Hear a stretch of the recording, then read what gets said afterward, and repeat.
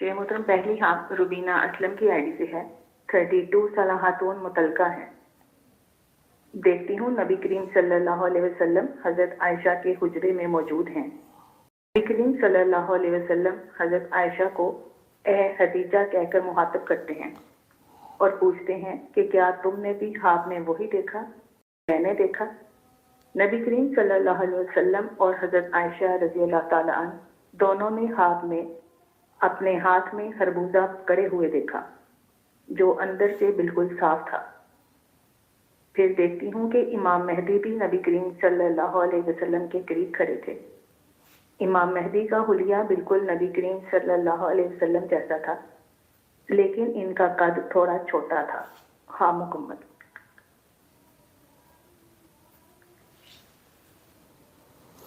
نبی کریم صلی اللہ علیہ وسلم کی اور حضرت عائشہ رضی اللہ تعالی عنہا کی بہت زیادہ محبت تھی، اور یہ والی جو محبت ہے یہ اس لحاظ سے کامن تھی کہ جو رسول پاک صلی اللہ علیہ وسلم کی دوسری شادی کرنے سے پہلے اور باقی شادیاں کرنے سے پہلے جو سب سے زیادہ جو محبت تھی وہ حضرت خدیجہ کے ساتھ تھی۔ جب تک حضرت خدیجہ رضی اللہ تعالی عنہا آپ صلی اللہ علیہ وسلم کے نکاح میں رہیں اور زندہ رہیں، آپ صلی اللہ علیہ وسلم نے کوئی دوسری شادی نہیں کروائی تھی۔ محبت ہی اتنی تھی۔ بعد میں آپ صلی اللہ علیہ وسلم نے دعوت دین کے لیے مختلف قبائل کے عورتوں کے ساتھ شادی کی۔ اس کا مقصد دین کی تبلیغ کو عام کرنا تھا، دعوت دین پھیلانا تھا۔ اگر محض شادی کے احساسات کے لیے کی ہوتی تو آپ صلی اللہ علیہ وسلم بیوہ اور مطلقہ اور وغیرہ وغیرہ ان عورتوں سے شادی نہ کرتے، بیواہوں سے نہ کرتے۔ آپ صلی اللہ علیہ وسلم کی دوسری شادیاں کرنے کے بعد جو سب سے زیادہ محبت تھی وہ حضرت عائشہ رضی اللہ تعالی عنہا کے ساتھ تھی۔ ام المؤمنین عائشہ رضی اللہ تعالی عنہا، جس کی وجہ سے آپ صلی اللہ علیہ وسلم نے جب عائشہ کو بلایا تو خدیجہ کہہ کے بلایا، کیونکہ محبت خدیجہ جیسی تھی۔ یہ بات سمجھ گئی ہیں؟ جی۔ آگے امت کی کچھ خوشحالی ہے جو نظر آ رہی ہے۔ ایک نیا پودا، جو پودا اگ چکا ہے یا وہ پودا جوانی کی طرف بڑھنے والا ہے، اور وہ ہیں امام مہدی علیہ السلام۔ ان کا ذکر ہوا، ان کے ظہور کا ٹائم آنے والے وقت میں قریب ہے۔ ان کا خاتون کو حلیہ بھی دکھایا گیا۔ دیکھیے، انسان اپنے آباء و اجداد پر جاتا ہے۔ ہم لوگوں کے بچے ہم دیکھتے نہیں ہیں یہ ماں پر گیا ہے، یہ باپ پر گیا ہے، یہ دادی پر گئی ہے، یہ دادا پر گیا ہے۔ اس کا پردادا ایسا ہوتا تھا، گرینڈ فادر۔ پرانا آدمی وہ یہ دیکھ کر کہتا ہے، تو انسان اپنے آباء و اجداد پر جاتا ہے۔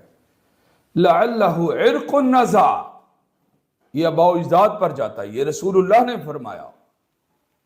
جب ایک آدمی کو یہ وہم ہو گیا تھا کہ میرا رنگ صحیح ہے، بیوی کا بھی رنگ صحیح ہے، بچہ کالا پیدا ہوا ہے، تو آپ صلی اللہ علیہ وسلم نے اونٹوں کی مثال دے کر فرمایا لعلہ عرق النزع، یہ آباء و اجداد میں سے کسی کا رنگ بلیک تھا، یہ اس پر گیا ہے۔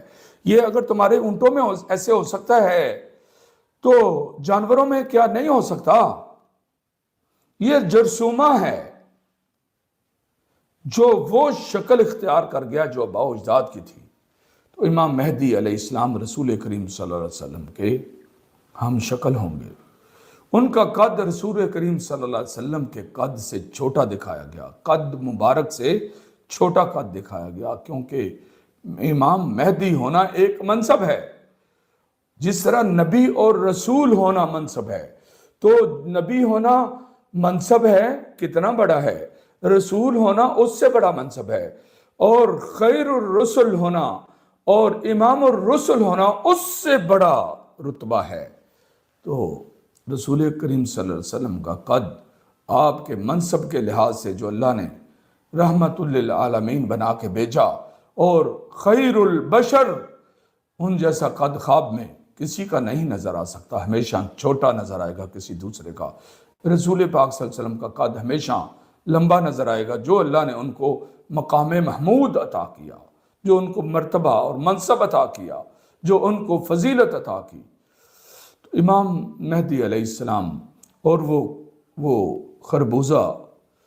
خربوزے کا وہ دکھایا ہاتھ میں، ایک ویل ہے، اس کی ویل ہے جس پر وہ لگتا ہے۔ تو یہاں پر یہ خربوزہ، ہاں یہ خربوزہ ایک ایسا پھل دکھایا گیا ہے، نہ اس کو چبانے میں پرابلم، نہ اس پھل کا کوئی سائیڈ ایفیکٹ، وہ خیر اور مبارک والا پھل ہے۔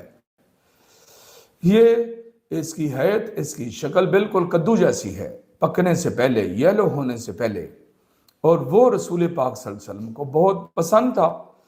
تو یہ پکنے سے پہلے، یہ یلو ہونے سے پہلے جیسے ایک کدو کی قسم ہے، اور یہاں پر وہ خیر والا پودا دکھایا گیا ہے، اور ان کے ٹائم کا نکلنے کا ٹائم، آنے کا ٹائم، ظہور کا ٹائم آنے والے وقت میں قریب ہوتا جا رہا ہے۔ خواب کی تعبیر بیان کر دی گئی ہے۔